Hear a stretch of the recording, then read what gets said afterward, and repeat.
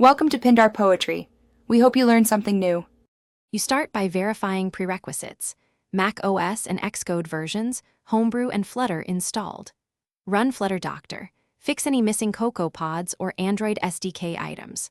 Once done, open Xcode once to accept licenses and install components. Make sure to install Cocoa pods via Gem or Homebrew and run pod setup in your iOS project folder. Connect a real device or boot the simulator so you can build and iterate immediately. This gets you ready to use Xcode as the iOS toolchain for Flutter. You open iOS/runner. XC workspace not. Xcode proj to include Cocoa pods. In Xcode, select the runner target and configure signing. Choose your team, update bundle ID, and let Xcode manage provisioning if possible. Next, set the iOS deployment target to match Flutter's pod file and confirm Swift and Bitcode settings. Then build once in Xcode to resolve missing frameworks.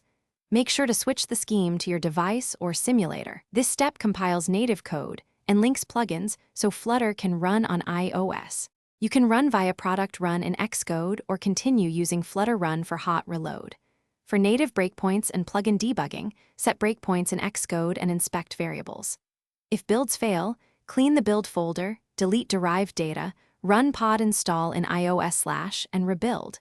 Make sure to restart the simulator or unplug and replug your device.